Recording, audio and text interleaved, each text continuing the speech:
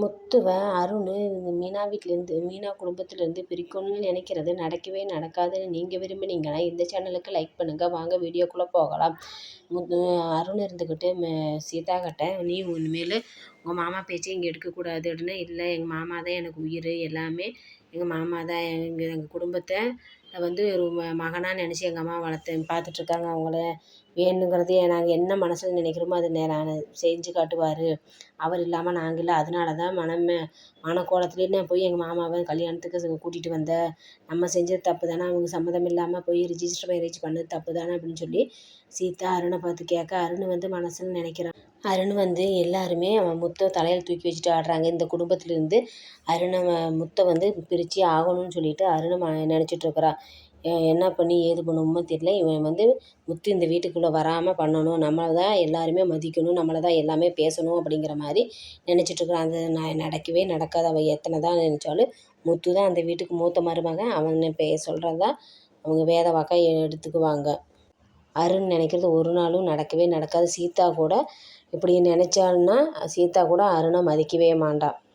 மீனா முத்து வீட்டுக்கு போனானே, முத்து இருந்துட்டு இனிமேல் நீங்கள் வராது, என்னை ஏமாற்றிட்டு நான் எவ்வளோ தூரம் உன்னை நம்பியே இருந்தேன், என்னை நம்பிக்கை துரோகம் பண்ணிட்டேன், இனிமேல் இந்த வீட்டுக்குள்ளே உனக்கு சம்மந்தம் கிடையாதுன்னு சொல்லி அடித்து துரத்திடுறான். ஆனால் மீனா இருந்துக்கிட்டு நீங்கள் ஒன்றும் மன்னிக்க வேண்டாம், எனக்கு மாமா மன்னிச்சா போதும், அந்த மன்னிப்பை நான் ஏற்றுக்கிட்டு நான் போயிடுவேன், மாமா நான் செஞ்சது தப்பு தான்னு சொல்லி அண்ணாமலை காலில் விழுந்து மன்னிப்பு கேட்குறான். அம்மா நீ நல்லவதாக இருந்தாலும் இந்த விஷயத்தில் நீ தப்பு செஞ்சுட்ட, ஆனால் என்னால் இப்போதைக்கு நான் எதுவும் சொல்ல முடியாது அப்படின்னு சொல்லிட்டு அண்ணாமலையும் மன்னிக்க மாட்டேங்கிறாரு. மீனா அழுதுகிட்டே வீட்டை விட்டு வெளியில் கிளம்பிடுறான். போனோடனே அவங்க அம்மாவும் என்னாச்சு, ஏன் இப்படி வர, ஏதாச்சும் பிரச்சனையா அப்படின்னு சொல்லி, ஒன்றும் பிரச்சனை இல்லை, எல்லாம் கம்முனு பேசாமல் படுங்க அப்படின்னு சொல்லிட்டு மீனா சொல்ல, இல்லை ஏதோ ஒன்றும் பிரச்சனை நடக்காமலாம் நீ இப்படி வரமாட்டாது, இந்நேரத்தில் தன்னந்தனியாக மருமகன் வீட்டுக்கு அனுப்ப மாட்டார், நீ நான் சொன்ன பேச்சு கேட்காம அவளுக்கு சீதாளுக்கு கல்யாணம் பண்ணி வச்சுட்டு இப்போ உன் வாழ்க்கையை இழந்துட்டு நிற்கிறியேன்னு அவங்க அம்மா அழுக. அம்மா எந்த ஒரு பிரச்சனையும் இல்லைம்மா, அவர் சரக்கில் இருக்கிறாரு, எதாக இருந்தாலும் அவர் இல்லாமல் நான் இருக்க மாட்டேன், நான் இல்லாமல் அவர் இருக்க மாட்டார், கண்டிப்பாக காலையில் அவர் கூப்பிடுவார்.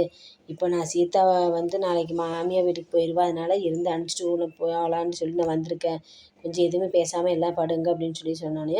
சத்யா அக்கா நானாச்சு போய் மாமாட்ட பேசிட்டான்னு கேட்க, இல்லைடா கம்முன்னு பேசாமல் படுங்கடா அப்படின்னு சொன்னானே. உடனே கொஞ்சம் நேரத்தில் முத்து ஃபோன் பண்ணுறான். ஃபோன் பண்ணோடனே பார்த்தியா அவர் என்னை விட்டு இருக்க மாட்டாரம்மா அப்படின்னு சொல்லிட்டு சொன்னானே. ஃபோன் சரி அட்டன் பண்ணி பேச, மருமகன் என்ன தான் பேசுகிறான்னு சொல்லி கேட்கலான்னு சொல்லி அவங்க அம்மா சொன்னானே.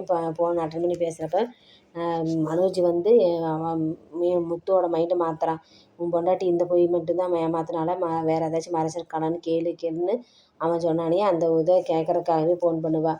ஏமீனா நீ என்கிட்ட இந்த உண்மையை மட்டும் தான் மறைச்சிருக்கியா, பல உண்மைகள் எல்லாம் மறைச்சிருக்கிய, வேறு ஏதாச்சும் விஷயத்தையெல்லாம் மறைச்சிருக்கியான்னு சொல்லி முத்து கேட்க, இப்போ நீங்கள் சரக்கில் இருக்கிறீங்க, நான் எது பேசினாலும் உங்களுக்கு கேட்காது, அதனால் நீங்கள் தேவையில்லாமல் பேச வேணாம், கம்முன்னு பேசாமல் பாடுங்க, நான் இன்னும் நிறையா உண்மையெல்லாம் மறைச்சிருக்கிறேன் அப்படின்னு சொல்லி மீனா ஃபோனை கட் பண்ணானே.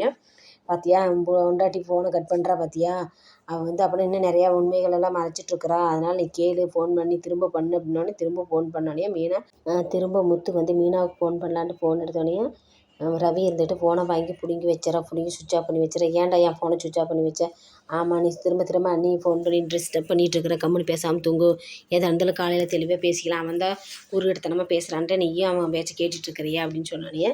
முத்து கொஞ்சம் தெளிவாகி அவன் திரும்ப ஓட்டுறான். சரி என் பொண்டாட்டி தான் ஃபோனை வச்சுட்டா, எடுக்க மாட்டேங்கிறேன், இவன் என்னோடய ஃபோனை பிடிங்கிட்டா, உன் ஃபோனை கொடு, நான் உன் பொண்டாட்டிக்கு கேட்குறேன், உன் பொண்டாட்டி என்னென்ன தப்பு செஞ்சுருக்காய், என்ன உங்கள்கிட்ட எத்தனையோ போய் மூட்டையாக சொல்லியிருக்கிறா, அதில் என்ன உண்மையெல்லாம் மறைச்சி வச்சுருக்கான்னு நம்ம கேட்கலான்னு எதுக்கட என் பொண்டாட்டி கேட்குறேன். ஆமாம் நீ சொன்னதை நான் உடனே என் பொண்டாட்டிகிட்ட ஃபோன் பண்ணி கேட்டேன்ல, அதே மாதிரி நான் சொன்னதை நீ கேளு அப்படின்னு சொன்னோன்னே அவள் எந்திரிச்சு மனோஜ் பயந்து ஓடிடுறா. பார்த்தியா அவன் மாதிரி எப்படி இருக்கிறான், நீ மட்டும் ஏன்டா இப்படி இருக்கிற, அவன் தெளிவாக தான் இருக்கிறான், அவன் பொண்டாட்டி அவள் சொல்கிறது தான் வேத வாக்குன்னு சொல்லிகிட்டு இருக்கா, நீ அண்ணி நல்லவங்க, அவங்கள நீ மதிக்காமல் இப்படியெல்லாம் பண்ண தப்பு தான், வா நீ போய் தூங்கு, காலைல எதாக இருந்தாலும் எழுந்திரிச்சு பேசிக்கலான்னு ரவி கூட்டிகிட்டு போயிடுறான். காலைல எழுந்திரிச்சு எல்லாருமே இவன் முத்துவும் சரக்கு தெளிஞ்சோடனே மீனான்னு கூப்பிட்றான். விஜயாவும் டீ போடுறதுக்கு மீனா டீ போட்டுவான்னு கத்துறாங்க. ஆனால் எல்லாருமே நைட்டோட நைட்டாக மீனாவை அவங்க அம்மா வீட்டு அனுப்புனது எல்லாருமே மறந்துடுறாங்க. அண்ணாமலை ஏன் உங்களுக்கு எல்லாருமே மறந்து சுயநினைவு இல்லாமையே இருக்கிறீங்க, நைட் என்னென்ன பண்ணீங்க, அவளை மீனாவெல்லாம் அடித்து துரத்தாத குறைக்க துரத்தி விட்டீங்கல்ல, இப்போல்லாம் எல்லாத்துக்கும் உங்களுக்கு அவன் தேவை உனக்கு இருக்குதா அப்படின்ட்டு அண்ணாமலை விஜயாவையும் முத்துவையும் பார்த்து கேட்க எல்லாருமே அமைதியாக இருக்காங்க. அண்ணாமலை இருந்துட்டு ஆமாம் அவள் வந்து வீட்டு வேலை செய்யணும்னு வீடு இப்போ டீ வைக்கிறதுக்காக அவளை எல்லாம் தேடுறீங்க, நேற்று நைட்டு துரத்துறப்ப அவளோட அருமை தெரியலையே உங்களுக்கு அப்படின்னு சொல்லி அண்ணாமலை கேட்டோன்னே முத்துக்கு கோவம் வந்துடுது. அப்போனா என் பொண்டாட்டி வேலைக்காரியா, ஏன் இங்கே இருக்கிறவங்கள யாரும் எதுவும் செய்ய மாட்டாங்களா, இங்கே இருக்கிறவங்கள டீ வச்சு தர சொல்லுங்கள், என் பொண்டாட்டி வேணுமே இல்லை எதுவுமே செஞ்சு தர மாட்டா அப்படின்னு சொல்லிட்டு அவன் வீட்டு வேலையும் பார்த்துட்டு போய் பூக்கட்டி டெக்கரேஷன் வேலை எல்லாமே பார்த்து உங்களுக்கும் சமைச்சு கொடுத்துட்ருக்குறா அப்படின்னு சொன்னானே.